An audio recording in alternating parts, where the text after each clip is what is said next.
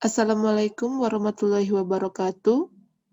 Selamat datang lagi di channel YouTube saya. Pada video kali ini kembali saya akan membahas soal latihan untuk UP Pedagogik dengan mata pelajaran Bahasa Indonesia Part 2. Bagian yang kedua, karena part 1 sudah saya upload di video saya sebelumnya, atau nanti bagi sahabat guru yang belum menyaksikan part 1, yaitu soal capaian pembelajaran dari nomor 1 sampai nomor 4, nanti akan saya sematkan linknya di deskripsi. Bagi sahabat guru yang belum subscribe, like, share, dan komen, silakan subscribe, like, share, dan komen agar terus mendukung supaya channel YouTube saya terus berkembang. Dan bagi sahabat guru yang belum menghidupkan lonceng notifikasinya, silakan hidupkan lonceng notifikasinya agar tidak ketinggalan ketika saya mengupload video terkait soal UP Pedagogik. Baiklah sahabat guru, kita langsung saja lanjut ke capaian pembelajaran yang kelima, karena untuk capaian pembelajaran yang 1-4 sudah di video sebelumnya, atau nanti bisa sahabat guru klik di link deskripsi. Untuk capaian pembelajaran yang kelima, masih dengan pedagogik, di mana capaian pembelajarannya adalah merencanakan pembelajaran yang mendidik sesuai dengan karakteristik mata pelajaran Bahasa Indonesia, serta konteks dan karakteristik siswa. Di mana indikator esensialnya yaitu menetapkan media yang sesuai. Nah, kita lihat contoh soalnya untuk CP, pembelajaran yang kelima, dengan indikator esensialnya yaitu media yang sesuai. Nah, ini soalnya. Seorang guru bahasa Indonesia SMP akan mengajarkan kompetensi dasar 3.7, yaitu mengidentifikasi informasi dari teks laporan hasil observasi berupa buku pengetahuan yang dibaca atau diperdengarkan. Media yang paling sesuai untuk mencapai kompetensi dasar tersebut adalah media A. Audio dan atau audiovisual, B. Visual dan atau cetak, C. Audiovisual dan atau visual, D. Audio dan atau IT, E. Non-cetak dan atau cetak. Kita lihat soalnya di sini, yaitu media yang sesuai dengan KD 3.7, di mana siswa itu diminta untuk mengidentifikasi informasi dari teks laporan hasil observasi berupa buku pengetahuan yang dibaca atau yang diperdengarkan. Jadi di sini kata kuncinya sudah jelas, yaitu yang dibaca atau yang diperdengarkan. Kita lihat pembahasan soalnya.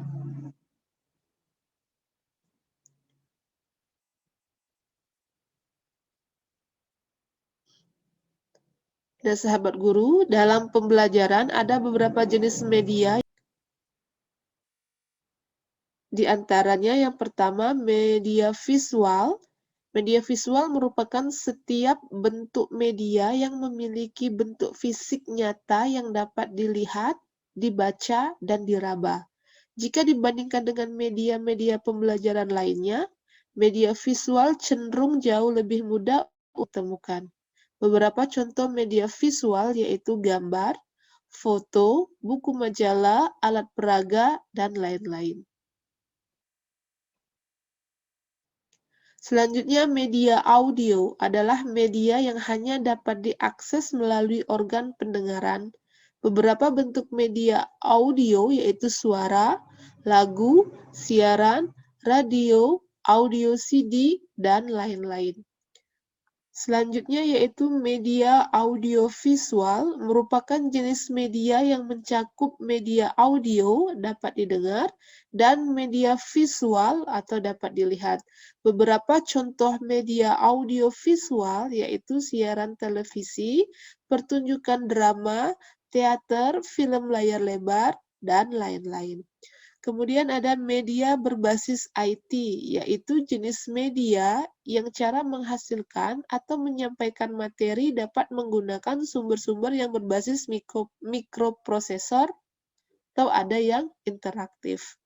Nah, untuk soal ini tadi, media berupa visual dan audiovisual, karena kompetensi yang diajarkan menggunakan buku pengetahuan yang dibaca atau diperdengarkan, sehingga media yang cocok ketika kompetensi yang diajarkan yaitu menggunakan buku pengetahuan yang dibaca atau diperdengarkan, yaitu media berupa visual dan audio visual.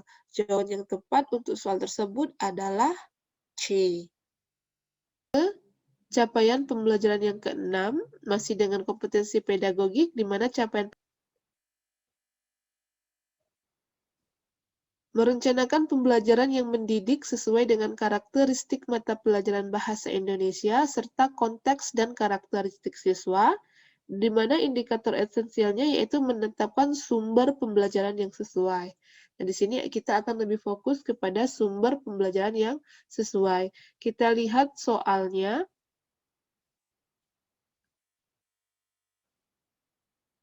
Seorang guru akan mengajar kompetensi dasar 4.8, mengembangkan cerita rakyat atau hikayat, ke dalam bentuk cerpen dengan memerhatikan isi dan nilai-nilai.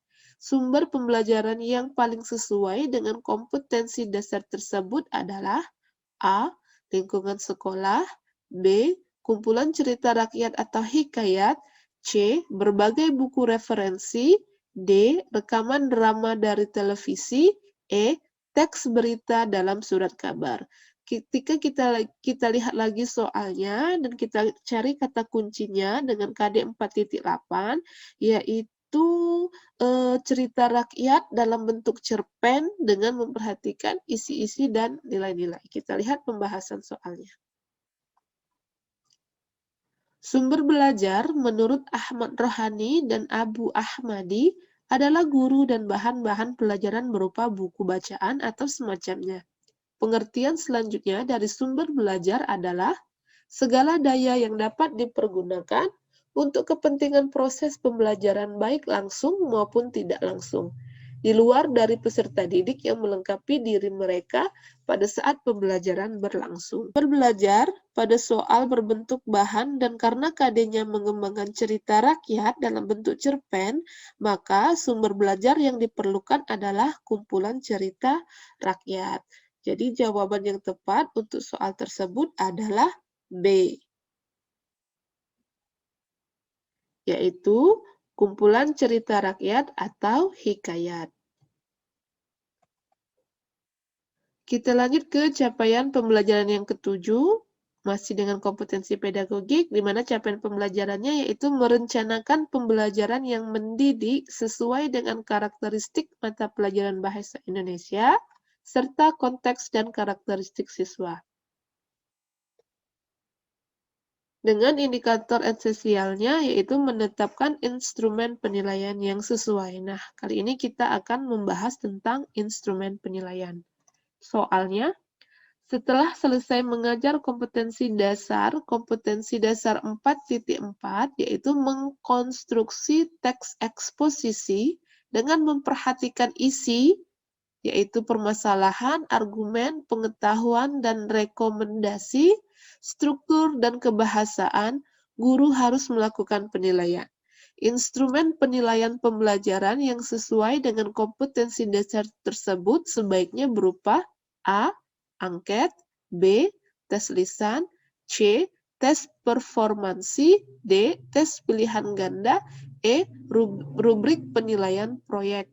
Di sini kata kuncinya adalah mengkonstruksi teks eksposisi dengan memperhatikan isi. Kita lihat pembahasannya. Instrumen penilaian adalah alat yang digunakan untuk melakukan penilaian atau evaluasi. Nah, sahabat guru di sini saya kembali mengingatkan lagi sahabat guru terkait dengan instrumen penilaian. Instrumen penilaian dapat berupa tes maupun non-tes, dan observasinya dapat dilakukan dengan cara observasi sistematis dan non-sistematis. Tes terdiri atas beragam bentuk tes tulis, tes lisan, tes intelijensi, tes kemampuan, tes sikap, tes kepribadian, tes hasil belajar. Sedangkan non-tes terdiri atas observasi, wawancara, skala sikap, daftar cek, angket, studi kasus, tes pemberian penghargaan. Instrumen penilaian yang digunakan disesuaikan dengan jenis penilaiannya. Nah, sahabat guru, untuk soal yang tadi, di mana mengkonstruksi teks eksposisi, yaitu adalah untuk keterampilan menulis yang menghasilkan tulisan. Yang diperlukan adalah instrumen berupa rubrik atau pedoman penilaian proyek yang berisi indikator-indikator terkait dengan unsur-unsur sebuah tulisan. Dalam hal ini, teks eksposisi ada struktur dan kebahasaan. Sehingga jawaban yang tepat untuk soal tersebut adalah E, yaitu rubrik penilaian proyek, karena memang nanti ketika siswa itu ditugaskan atau ketika siswa mengkonstruksi teks eksposisi, maka siswa harus memperhatikan beberapa rubriknya, yaitu permasalahan, argumen, pengetahuan, dan rekomendasi yang dimasukkan ke dalam isi, serta juga harus memahami struktur dan kebahasaan. Kita lanjut ke soal terakhir dalam video kali ini, yaitu dengan capaian pembelajaran yang ke-8, merencanakan pembelajaran yang mendidik sesuai dengan karakteristik mata pelajaran Bahasa Indonesia serta konteks dan karakteristik siswa dengan indikator esensial, menilai bagian RPP yang tidak sesuai. Soalnya, perhatikan penggalan RPP berikut ini, bagian dari penggalan RPP yang tidak sesuai dengan prinsip pembelajaran pada kurikulum 2013 adalah A. Pendekatan, B. Metode, C. Media pembelajaran, D. Sumber belajar, E. Metode dan model pembelajaran. Langsung ke pembahasan soal. Nah, sesuai dengan Permendikbud nomor 22 tahun 2016 tentang standar proses pendidikan dasar dan menengah, komponen RPP terdiri atas yang pertama, identitas sekolah, yaitu nama satuan pendidikan. Yang kedua, identitas mata pelajaran atau tema atau subtema. Yang ketiga, yaitu kelas atau semester. Yang keempat, materi pokok. Yang kelima, alokasi waktu yang ditentukan sesuai dengan keperluan untuk pencapaian KD dan beban belajar dengan mempertimbangkan jumlah jam pelajaran yang tersedia dalam silabus dan KD yang harus dicapai. Yang keenam, yaitu tujuan pembelajaran yang dirumuskan berdasarkan KD dengan menggunakan kata kerja operasional yang dapat diamati dan diukur yang mencakup sikap, pengetahuan, dan keterampilan. Kemudian yang ketujuh, kompetensi dasar dan indikator pencapaian kompetensi, materi pembelajaran yang memuat fakta, konsep, prinsip, dan prosedur yang relevan, dan ditulis dalam bentuk butir-butir sesuai dengan rumusan indikator ketercapaian kompetensi. Yang kesembilan, metode pembelajaran digunakan oleh pendidik untuk mewujudkan suasana belajar dan proses pembelajaran agar peserta didik mencapai KD yang disesuaikan dengan karakteristik peserta didik dan KD yang akan dicapai. Yang ke-10, media pembelajaran, berupa alat bantu proses pembelajaran untuk mencapaikan materi pelajaran. Yang ke-11, sumber belajar, dapat berupa buku, media cetak, dan elektronik, alam sekitar, atau sumber belajar lain yang relevan. Yang ke-12, langkah-langkah pembelajaran dilakukan melalui tahapan pendahuluan inti dan penutup, dan yang ke-13 yaitu penilaian hasil pembelajaran. Nah, sahabat guru, untuk itu dari soal yang kita lihat tadi yang tidak sesuai dengan komponen RPP yang telah ditetapkan adalah metode dan model pembelajaran. Karena yang digunakan saat ini adalah metode pembelajaran yaitu inquiry, discovery, pembelajaran berbasis masalah, dan pendekatan awal yaitu scientific. Jadi, jawaban yang tepat untuk soal nomor 8 yaitu metode dan model pembelajaran. Karena di bagian atau pengolahan RPP yang tertulis itu hanya metode saja. Baiklah sahabat guru, demikianlah video saya kali ini. Jangan lupa hidupkan lonceng notifikasinya karena saya akan mengupload video saya selanjutnya masih tentang soal UP pedagogik dengan mata pelajaran bahasa Indonesia untuk bagian yang ketiga. Terima kasih telah menonton. Semoga bermanfaat. Wassalamualaikum warahmatullahi wabarakatuh.